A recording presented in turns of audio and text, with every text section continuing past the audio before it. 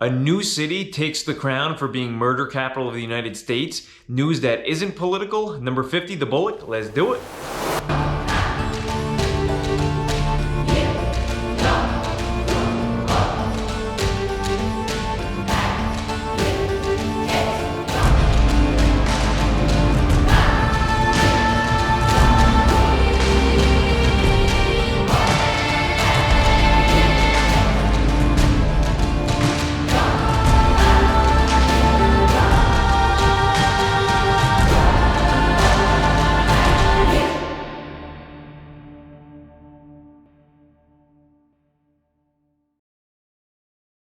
We start over in the newly crowned murder capital of the United States, New Orleans. With homicides up 46% in comparison to last year, they are up 141% since 2019 per the city's crime commission. When comparing the homicide rates per capita, the rate is significantly higher than any other city in the United States. Welcome back. We are following a disturbing rise in violent crime in New Orleans. New data shows that the city now leads the nation in murders per capita, more than Chicago, more than St. Louis, and now holds the record as the murder capital of the nation. Deadliest in the country. Stephanie Haynes is joining us live with details. Stephanie, not a distinction that any city wants. No, it's certainly not. And data shows there have been more than 200 murders so far this year in New Orleans. That's up 141% since 2019. And this comes at a time when the police force is way understaffed. The people of New Orleans are waking up to a growing crisis. The city's homicide rate is skyrocketing. As of September 11th, there have been 205 homicides recorded in New Orleans in 2022. That's according to the Metropolitan Crime Commission, which tracks crime rates in the city. By our count, that's 52 homicides per 100,000 people. By comparison, in Chicago, the rate is almost 18 per 100,000, and 45 in St. Louis, Missouri, which saw the most murders per capita in all of 2021. There are fewer than 1,000 officers on the New Orleans police force. There used to be more than 1,300 just a few years ago. Earlier this month, officials in New Orleans announced $80 million in pandemic relief money to recruit officers over the next 3 years. It includes incentives like raises, free health care, and bonuses for new recruits. The tragedy of violent crime is reaching other parts of Louisiana as well. In Baton Rouge, 21-year-old Allison Rice was found shot multiple times in her car around 2 Friday morning. Investigators have shared very few details except to say she was driving home and stopped at train tracks, waiting for the train to pass. She was a senior at Louisiana State University. To lose somebody like Allie really hurts. Rice's death is one of more than 6 dozen murders across the city of Baton Rouge. The mayor in that city is also calling for the violence to stop. Heading across the seas to Saudi Arabia, where 2 Americans and 8 POWs from the Ukraine war have been released by Russia's President Vladimir Putin after the Prince of Saudi Arabia, Mohammed bin Salman, used his influence with Russia to have them freed. The 2 Americans were captured by Russian soldiers during a fight back in June that occurred in the Donbas region of Ukraine, then sent back to Russia for captivity. And tonight, 2 captured Americans among those freed by Russian-backed forces in Ukraine, part of a prisoner exchange between Russia and Ukraine. Richard Engel is in Ukraine tonight. And Richard, some very good news for those Americans and their families tonight.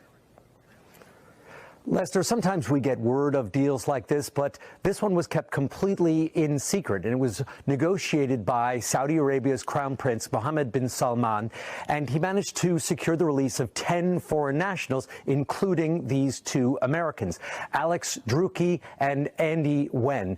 They're both from Alabama. Druki served in the U.S. Army, also served in Iraq, Wen a former Marine. They were captured not very far from here. I'm in Kharkiv in eastern Ukraine several months ago, and now they have traveled to Saudi Arabia on their way home.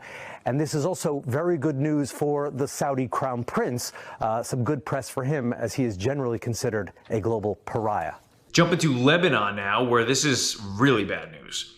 A boat carrying 150 refugees off of the coast of Syria has sank in the middle of the Mediterranean Sea, and the death toll has just hit 94 people in total. That's a number that's also expected to rise. Mansour was among 20 people rescued in Lebanon's worst migrant boat tragedy in years.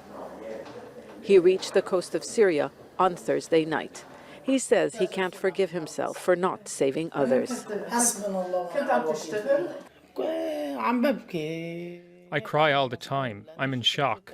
I saw bodies and horrible images. My heart hurts. I tried to help children and another man, Abed. I tried to keep their spirits alive, but I couldn't. This is hurting me, especially because of the child who was holding on to me before I lost him. They told me he died. Dozens of Palestinian refugees were on the boat attempting to reach Italy. Like others, it is poverty that pushed Ibrahim to risk his life. Misery is everywhere in Lebanon's Palestinian camps. Abu al-Ez tells us how he now collects scrap and plastic to feed his children.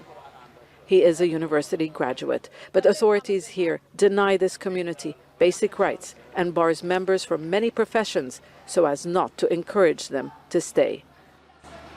Their dire situation was made worse by Lebanon's economic collapse that began 3 years ago. Many of the families are still waiting for the bodies of their relatives. Some have been identified and brought back for burial. Others are still in Syria, awaiting the results of DNA tests. Until they're received, it won't be known how many and who remain missing at sea. Survivors and bodies of Lebanese and Palestinian refugees are arriving home. But Syrian refugees who were among the passengers have not returned. Neither have their bodies. Their families who escaped the rule of President Bashar al-Assad will be afraid to cross the border to identify their loved ones. Concerning the Syrians on the boat, no one on this side of the border came to us to ask for help to find missing Syrians. The Red Cross has been taking names of those missing, but there's only so much it can do. Officials here tell us their fate is in the hands of security agencies, and it's not clear if the Syrian nationals who survived will return. But those who have blame the smuggler for leaving them to die at sea. When the engine of the boat stopped, we called Abu Ali, the smuggler. He told us there will be a boat to get us in 5 minutes. We also called 112 to seek help from Lebanese authorities, but no boat came. As more details of what happened emerge, international organizations say conditions for forcibly displaced people and hosted communities must improve. Of course, Monday, you know what we're doing, heading over to Chicago. 31 people shot in total, 6 of those being fatal, youngest victim being 13 and the oldest being 47 years old. This is lower than last weekend's numbers though, where 63 people were shot last weekend with 9 being fatal. And we head over to Portland, Oregon for Crown of the Day.